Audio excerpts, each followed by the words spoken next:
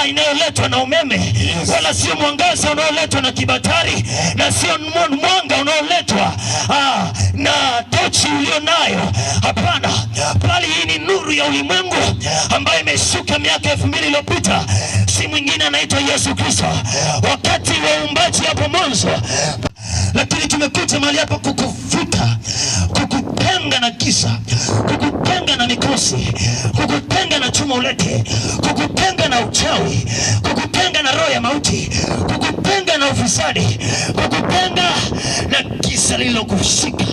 Maana Mungu anasema ya kwamba hakuna lolote linalomshinda. Ninampenda huyu Mungu. Anasema kwamba na mimi ndimi Mungu, wala badala yangu, kabla yangu, wala baada yangu hata kuwepo Mungu mwingine. Ninampenda Yesu Kristo kwa sababu mahali popote nilipomtaja, mahali popote nilipomwinua, mahali popote nilipomhubiri, nilipomuinua Bwana Yesu, akawainua wagonjwa, akawainua viwete, akawainua bubu, akawainua viziwi, wote akawaponya, akawakirimia uzima. Haleluya, amen. Na hata leo atatenda na kwako. Bwana Yesu asifiwe sana. Amen. Shetani hana nguvu kama unavyofikiria, lakini ana nguvu kwako kwa sababu wewe uko katika giza. Maandiko yanasema kwamba Kristo akiwa ndani yako, akiwa ndani yangu, ni nani atakayekuwa juu yangu? No one. Hakuna aliye juu yangu. Ni kwa sababu gani? Kristo yuko ndani. Hivyo nimekuja kukuletea habari hizi njema. Maandiko yanasema kwamba mtu kwa moyo huamini hata hupata haki, na kwa kinywa ukiri hata kupata wokovu.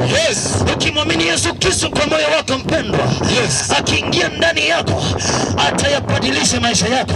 Sikiliza nikwambie kitendo, unamwambia Yesu, niko hapa, ninafungua moyo wangu, ninakuamini. Anachokifanya, anasema mwanangu, nipe huo mzigo, nipe hiyo kansa, nipe huko kuparalyze, nipe huo utasa, nitaubeba, nipe hayo magonjwa, nipe huo upofu.